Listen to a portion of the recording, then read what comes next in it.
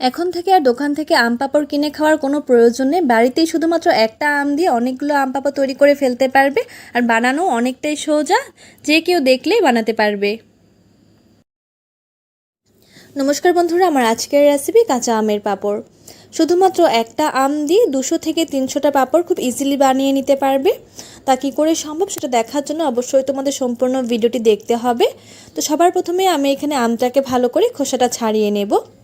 আমি যেহেতু এই আম পাঁপড় আর আম সত্ত্ব একসাথে তৈরি করব, তাই একসাথেই আমগুলোকে কেটে ভালো করে ধুয়ে নিচ্ছি। আম পাঁপড় তৈরি করতে খুব বেশি আম লাগবে না, একটা আমই যথেষ্ট হবে। আমগুলোকে ভালো করে ধুয়ে এবার একটা কুকার নিয়ে নিয়েছি। এই কুকারের মধ্যে আমগুলোকে সেদ্ধ করে নিতে হবে। এভাবে কুকার ব্যবহার করলে আমটা খুব চটজলদি সেদ্ধ হয়ে যাবে আর অনেকটা সময়ও কম লাগবে। তো আম সত্ত্ব বানাতে গেলেও আমটা সেদ্ধ করতে হবেই, তাই একসাথে আম পাঁপড় আর আম সত্ত্বর জন্য আমটাকে সেদ্ধ করে নেব। আমগুলোকে কুকারের মধ্যে দিয়ে খুব সামান্য পরিমাণে একটু জল দিয়ে দেব, খুব বেশি জল দেব না, যাতে জলটা পুরোপুরি সোক হয়ে যায় এই আমের সাথে, সেই অনুযায়ী জলটা দিতে হবে। এতে করে আমের ফ্লেভারটা কমে যাবে না, একদম পুরো আমের ফ্লেভারটা আমের সাথেই থেকে যাবে। এবার এটাকে ঢাকা দিয়ে সিটি দিয়ে নেব প্রায় 4 থেকে 5টা।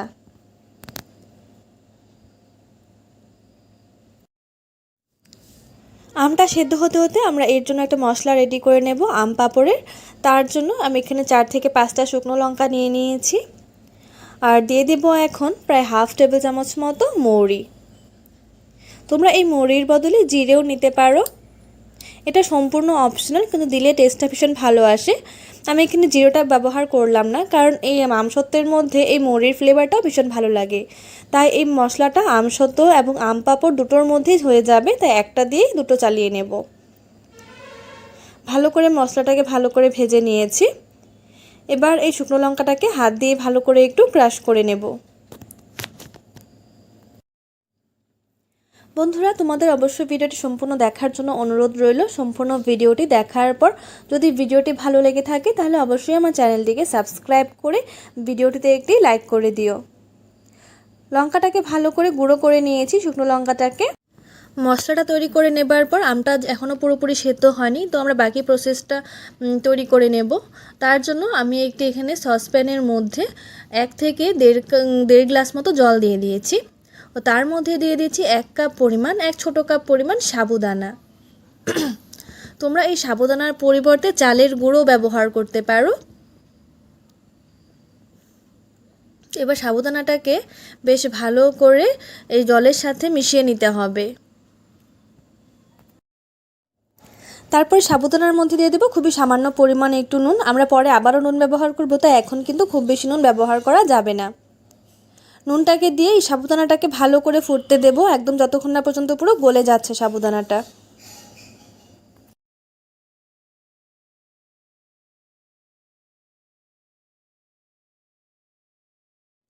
সাবুদানাটা ভালো করে সেদ্ধ হতে হতে দেখো অন্যদিকে আমাদের আমটাও পুরোপুরি সেদ্ধ হয়ে গেছে। তারপর এই সেদ্ধ আমগুলোকে একটা ছাঁকনির মাধ্যমে ভালো করে একটু ছেঁকে নিতে হবে, যাতে এর মধ্যে যে আমের যদি কোনো বড় টুকরো কিংবা শক্ত টুকরো থেকে যায় সেটা পুরোপুরি বের হয়ে যায়। একদম একটা স্মুথ পেস্ট আমাদের বের করে নিতে হবে, খুব ইজিলি হয়ে যাবে। হাতার মাধ্যমে একটু প্রেস করলেই কিন্তু খুব সুন্দর একটা পিউরি বের হবে।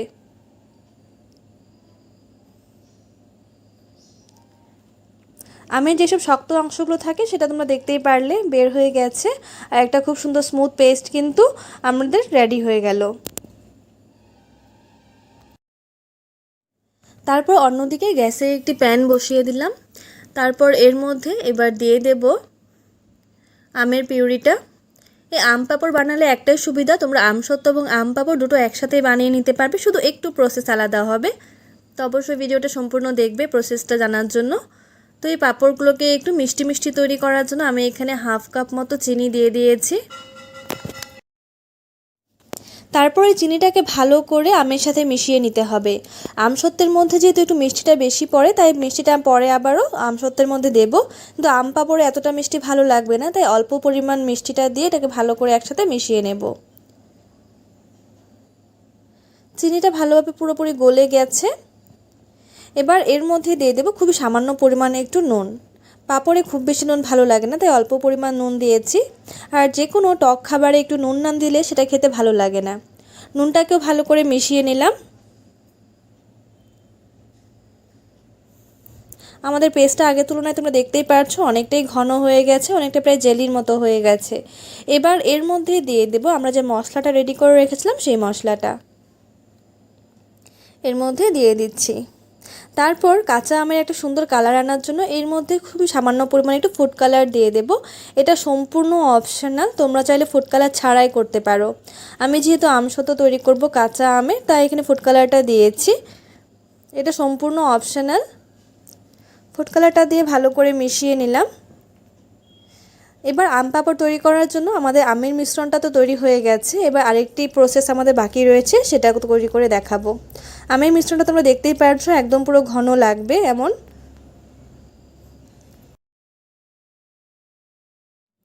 আমের মিশ্রণটা তৈরি করতে করতে অন্যদিকে আমাদের সাবুদানাটা একদম পুরো গলে গেছে, তোমরা দেখতেই বুঝতেই পারছো। তারপরে সাবুদানার মধ্যে দিয়ে দেব সেই আমের মিশ্রণটা প্রায় 1 থেকে 1.5 হাতা পর্যন্ত, মানে একটা আমের মিশ্রণ যতখানি হবে ঠিক ততখানি আমি এর মধ্যে দিয়েছি। তোমরা চাইলে আরেকটু বেশিও এর মধ্যে দিতে পারো। তোমরা যদি এখানে ফুড কালারটা ব্যবহার না করো সেক্ষেত্রে পাঁপড়গুলো একদম পুরো সাদা দবদবে হবে। ভালো করে আমের মিশ্রণটা এর মধ্যে মিশিয়ে নেব। মিশিয়ে 1 থেকে 1.5 মিনিট মতো একটু ফুটিয়ে নিতে হবে, খুব বেশি ফোটাবো না, জাস্ট 1 থেকে 1.5 মিনিট মতো একটু ফুটিয়ে নেব। 1 থেকে 1.5 মিনিট পর দেখো আমার সাবুর মিশ্রণটা অনেকটাই ঘন হয়ে গেছে, অনেকটা প্রায় জেলি জেলি হয়ে গেছে। তো আমাদের এই মিশ্রণটা পারফেক্ট হয়েছে কিনা সেটা চেক করার জন্য 1 থেকে 2 ফোঁটা মতো এই মিশ্রণটা নিয়ে একটি প্লেটের মধ্যে দিয়ে দিতে হবে।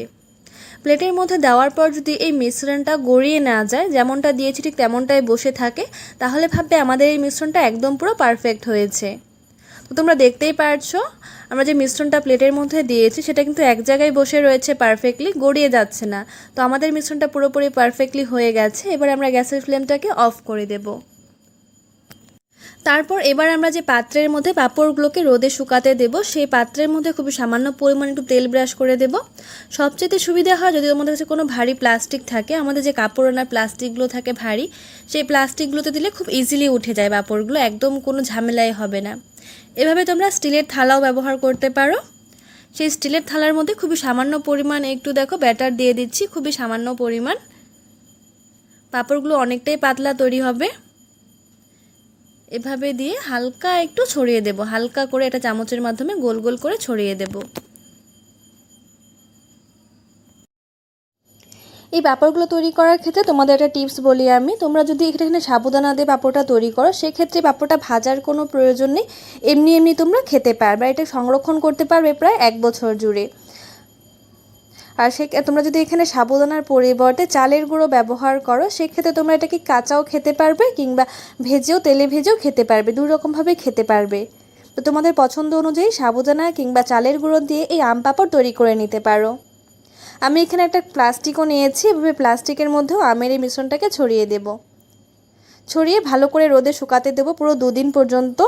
2 দিনের মধ্যে পাঁপড়গুলো একদম পুরো ভালোভাবে শুকিয়ে যাবে।